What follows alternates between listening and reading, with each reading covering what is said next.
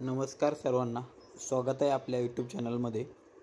आज आपण बघणार आहोत की माननीय जयंत पाटील यांनी विधानसभेमध्ये कामगार मंत्र्यांना बरेच प्रश्न विचारले आणि ऑनलाईन अकाउंटमध्ये डायरेक्ट पैसे पाठवणे याबाबतही सविस्तर चर्चा झालेली आहे। तर या व्हिडिओ शेवटपर्यंत बघा। अध्यक्ष महोदय, महाराष्ट्रभर सध्या पेटी वाटपाचे, साहित्य वाटपाचे, भांडी वाटपाचे कार्यक्रम होतात। अध्यक्ष महोदय, मोदी साहेबांनी आपल्याला काय सांगितले? डायरेक्ट डीबीटी द्यायचं, एका अकाउंटवर पैसे द्यायचे।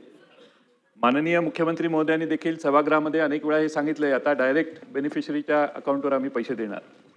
अध्यक्ष महोदय, असं असताना ही योजना का चालू ठेवलेली आहे? नंबर एक, कामगारांच्या हिताचीच काळजी आपणाला असेल तर त्या कामगाराला त्याच्या अकाउंटवर पैसे दिल्यावर त्याला तुम्ही जे देता त्यापेक्षा जास्त चांगल्या दर्जाची भांडी देता येतील।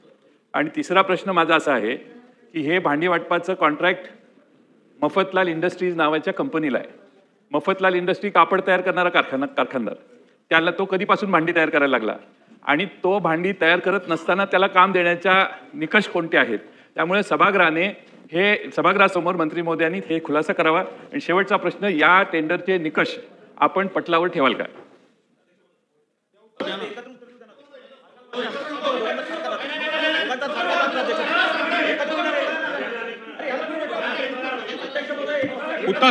उत्तर काय? उत्तर मुळीच नाही। बसा नाही, ही प्रथा कधी चालू केली तुम्ही? नवीन प्रथा चालू केली का? चला मंत्री महोदय, आपण उत्तर द्या। बोला मंत्री महोदय। अध्यक्ष महोदय, सन्मान्य सदस्य जयंत पाटील साहेब स्वतः पहिले कामगार मंत्री राहिलेले आहेत आणि हे जे काही केंद्र शासनाने निकष घालून दिले आहेत त्याप्रमाणे आपण सर्व लाभ देत असतो। यामध्ये 22 योजनांपेक्षा जास्त डीबीटीनीच दिल्या जातात आहे। उर्वरित जे 3 आहेत ते आजपर्यंत आपण डीबीटी इन काइंड देतो, त्यांचं बायोमेट्रिक करून त्यांच्या हाती देतो। आणि ही जी काही योजना आहे ही बऱ्याच वर्ष झाली आपण राबवतो आहे आणि खऱ्या अर्थानं आपण मफतलालचं नाव घेतलं तर मफतलाल या निविदेत अपात्र झालेले आहेत आणि आपल्याला जी माहिती असेल ती मी आपल्या समोर पटलावर ठेवी। पण 2020 मध्ये सन्मान्य जयंत पाटील साहेबच होते की ज्यांनी या अत्यावश्यक संच, सुरक्षा संच याला मुदतवाढ दिली होती। त्यामुळे आणि मी काही आरोप करत नाही आहे, पण आपणच राबवलेली इतकी चांगली ही योजना जी लोकांमध्ये लोकप्रिय झालेली आहे, त्यामुळे ही योजना आम्ही चांगल्या प्रतीने राबवतोय आणि यामध्ये कुठेही आपल्याला शंका असल्यास आपण स्पेसिफिक तक्रार द्यावी, निश्चित आम्ही त्यावर कारवाई करू। अध्यक्ष महोदय, मंत्री महोदयांनी फार चांगलं उत्तर दिलं, त्यांचं मी अभिनंदन करतो। आपल्याला ज्यांनी चिठ्ठी दिली ते सगळं मी बोलण्याची आवश्यकता आहे असं मला वाटतं। अध्यक्ष महोदय, हे जे त्या ठिकाणी प्रशासन आहे, प्रशासन मंत्र्याला कधीच सांगत नाही की हे देणं अयोग्य आहे, हे चुकीचं आहे, अशी खालनं नोट येत नाही, नंबर 1।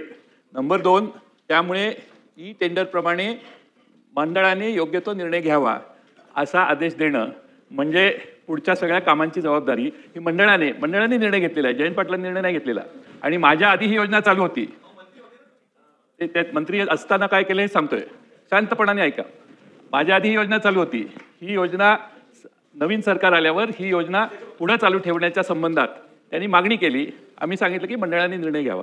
त्यामुळे हा मंडळाने त्यांना ते पप्पू यादव का कोण आहेत ना, ते चेअरमन होते, मुन्ना यादव ते चेअरमन होते याचे। अध्यक्ष महोदय, माझा मुद्दा हा आहे, मला उत्तराच्या आधी हरकत कशी? किती अस्वस्थ झालाय तुम्ही मंत्री सध्या तरी तुम्ही फक्त प्रश्न विचारू शकता, उत्तर द्यायच्या भूमिकेत इतक्यात तरी नाही। म्हणून प्रश्न विचारतो की अध्यक्ष महोदय, 10-15 दिवस मी या खात्याचा मंत्री होतो, त्यामुळे यावेळी मी मंडळाने याच्यावर निर्णय घ्यावा, त्याचा अर्थ मंडळाने पाहिजे ती मनमानी करावी असा नाही, नंबर 1।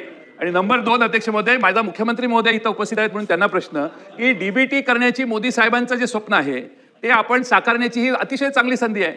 तर प्रत्येकाला अकाउंटवर पैसे देण्याची योजना ही आता आपण सुरू करावी। तर याची जर बेरीज केली तर आता 60 लाख बेनिफिशरीज आहेत, 30 लाख आहेत, त्यांना 2 पेट्या वाटण्यात येतात।